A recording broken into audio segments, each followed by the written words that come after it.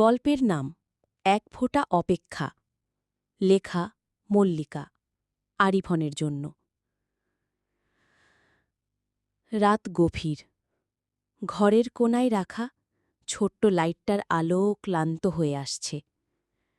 আরিফন জানে, কারো অপেক্ষা কখনো আলো ফুরিয়ে যাওয়া নয়, বরং নিঃশব্দ ভালোবাসার টুকরো। মল্লিকা তার মোবাইলের স্ক্রিনের দিকে পাকিয়ে আছে। সিন 1 মিনিট আগো।